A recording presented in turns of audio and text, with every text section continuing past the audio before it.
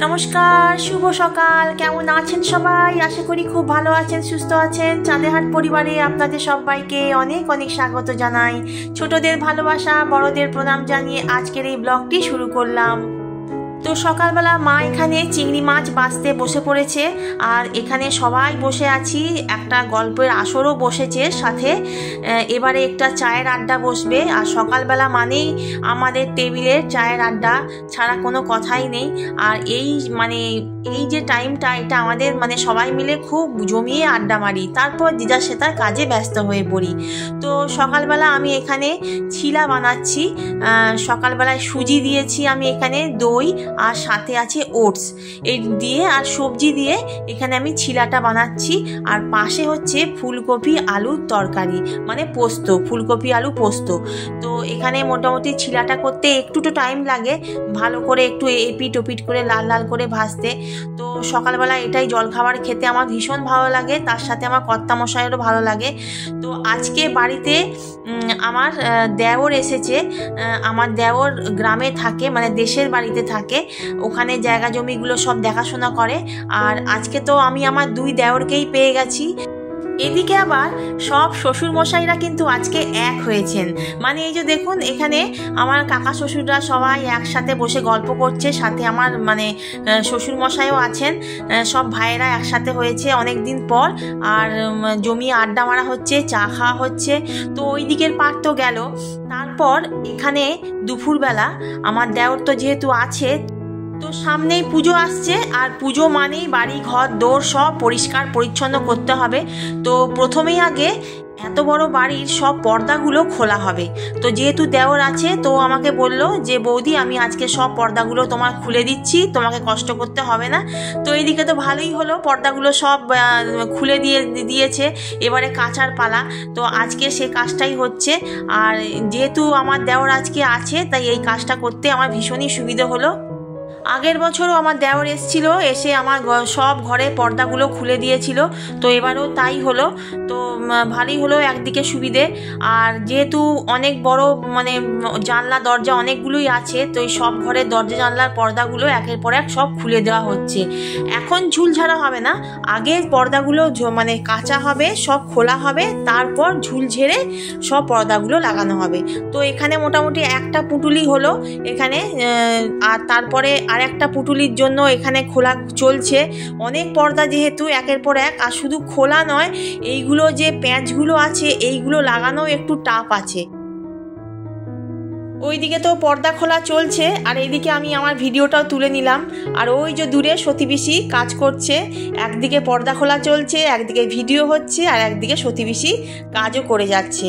তো আমাদের তো এরকম চলতেই থাকবে আর পর্দাগুলো খোলার পর পুরো ঘরটা ফাঁকা ফাঁকা লাগছে যেন আরও বড় লাগছে যখন পর্দাগুলো ছিল তার থেকেও এখন যেন মনে হচ্ছে কত বড়। তো যাই হোক এদিকে তো পর্দা খোলা আমার চলছেই। এদিকে একের পর এক কিন্তু আমার দেওর পুঁটুলি করেই চলেছে একটা পুঁটুলি হয়েছে এটা 2 নম্বর পুঁটুলি হচ্ছে আর যেহেতু অনেক পর্দা তাই এগুলো কিন্তু কাচতেও হবে। আগে আমরা কি করতাম মেশিনে কাচতাম না আগে আমরা এই সব পর্দাগুলো হাতেতেই কাচতাম তখন খুব কষ্ট হতো। আর কেন কাচতাম কারণ কি এই যে পর্দার যে রিংগুলো আছে না এইগুলো খুলে যাওয়ার চান্স থাকে তো ভাবতাম যে মেশিনে দিলে যদি এইগুলো খুলে যায় সেজন্য আর আমরা মেশিনে দিতাম না।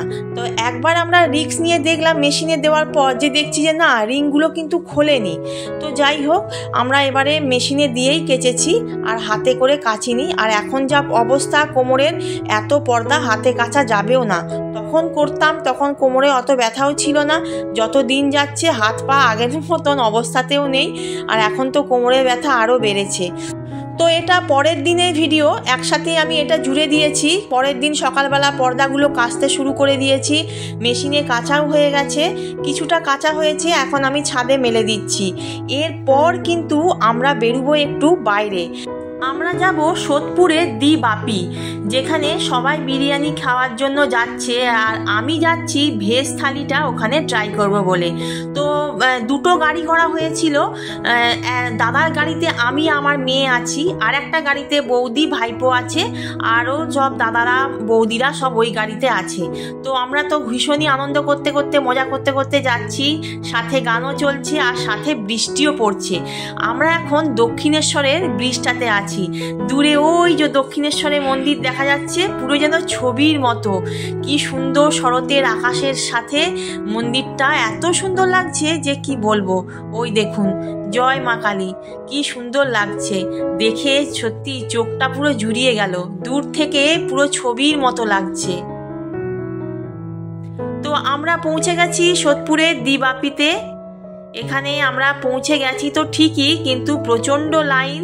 বাইরে আমরা অপেক্ষা করছি, ভেতরে তো অনেকটাই সবাই বসে আছে, ওখানে জায়গা নেই। তো বাইরে এখন আমরা অপেক্ষা করছি, আর বাইরে তো এরা সবাই বিরিয়ানির গন্ধে আর থাকতে পারছে না।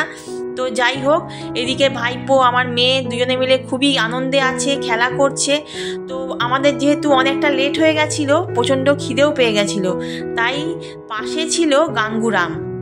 ওখানে তো অনেক রকমের মিষ্টি আছে, রাবড়ি আছে, লাড্ডু, সমোসা, অনেক রকম কিছুই খাবারের আইটেম ছিল। তো আমি তো ওখান থেকে রাবড়ি নিলাম, আমার তো ভীষণই পছন্দের একটা জিনিস। আর বৌদি নিল কাজু বরফি সবাইকে দেওয়ার জন্য। তো ওখানে আমরা একটু খাওয়া দাওয়া করলাম, একটুখানি অপেক্ষা করে আমরা তারপর চলে গেছিলাম ভেতরে বসার জন্য।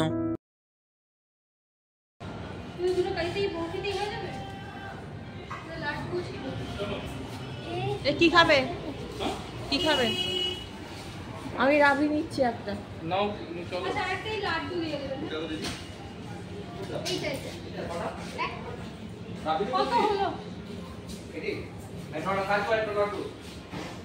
ওখানকারে খাওয়া দাওয়া করে চলে এলাম ভেতরে, একদম অপেক্ষা করছি যে কখন সিট পাবো। তো তার জন্য ওখানে দাদা, দুই বৌদি সবাই বসে আছে, আর ভেতরে তো একটুও জায়গা নেই, সবাই অপেক্ষা করছি কখন ভেতরে যাব। তো যাই হোক, এদিকে লেটও হয়ে গেছিলো, প্রায় 3টের কাছাকাছি বেজে গেছিলো। তো বাচ্চাগুলো খিদেও পেয়ে গেছিলো। তো অপেক্ষার অবসান হলো, এবারে আমরা ভেতরে যাব। তো আমাদের জন্যই এখন টেবিলটা সাজানো হচ্ছে।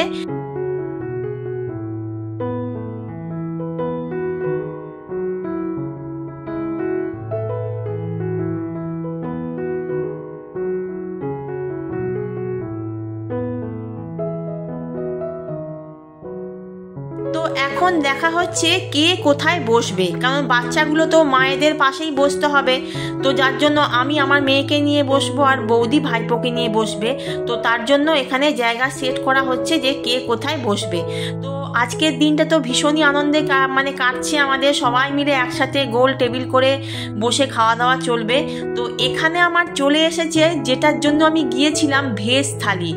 দেখে তো অপূর্ব লাগছিল, আর এত সুন্দর করে সাজিয়ে দিয়েছিল যেন মনে হচ্ছে আমার আবারও আইবুড়ো ভাত হবে, মানে এরকম একটা ব্যাপার। তো আমার তো ভীষণ ভালো লেগেছে, আর খাবার দাবার মোটামুটি ঠিকঠাকই ছিল।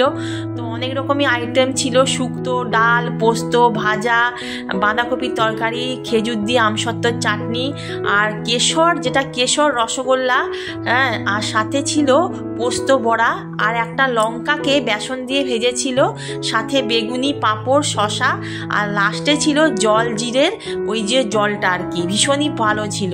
তো আমি তো ওটা খাইনি, ওটা আমি আমার কর্তামশাইকে দিয়ে দিয়েছিলাম। আর ওদের তো বিরিয়ানি, চিকেন চাপ, পেটেন যেটা, সেটা ওখানকারে সেটা অর্ডার দেওয়া হয়েছিল। তো ওরা তো সেসব মানে খাওয়া দাওয়া শুরু করে দিয়েছে, আর আমি এদিকে আমার খাওয়া দাওয়াটাও শুরু করেছি। তো সবাই এখন খেতে ব্যস্ত বন্ধুরা। তো বন্ধুরা, আমাদের এই ছোট্টখাট্টো ব্লগ কেমন লাগছে অবশ্যই কমেন্টে জানাবেন। তো ওইদিকে খাওয়া দাওয়া কমপ্লিট হয়ে গেছে, তারপর আমরা ওপর থেকেই দেখছি যে বাচ্চারা ক্রিকেট প্র্যাকটিস করছে। তো ভীষণ ভালো লাগছিল দেখতে। আমার মেয়েকে, ভাইপোকে দেখালাম যে দেখ কত সুন্দর দাদাগুলো প্র্যাকটিস করছে। তো যাই হোক, খাওয়া দাওয়া করে এবার তো বাড়ি ফেরার পালা, তাই আমরা আবার বাড়ির দিকে রওনা দিলাম। এদিকে বাচ্চাগুলো গান শুনতে শুনতে যাচ্ছে, খাওয়া দাওয়া শেষ। আর আমার তো একটাই টেনশন হচ্ছিল যে আমার মেয়ে যাতে বমি না করে, কারণ ওই গাড়িতে উঠলে বমির একটা প্রবলেম থাকে। তো সেটার জন্য যেন ভয় লাগছিল। তো যাই হোক, গান শুনতে শুনতে ভাইপোর সাথে খেলা করতে করতে ও চলে এলো, বমি টমি কিচ্ছু করেনি। আর আজকের ভিডিওটা আপনাদের বন্ধুরা কেমন লাগলো অবশ্যই জানাবেন। যদি ভালো লাগে সাবস্ক্রাইব করবেন, ফলো করবেন, আমাদের পাশে থাকবেন। দেখা হবে অন্য আরেকটি ভিডিওতে। সবাইকে জয় শ্রী মাধব।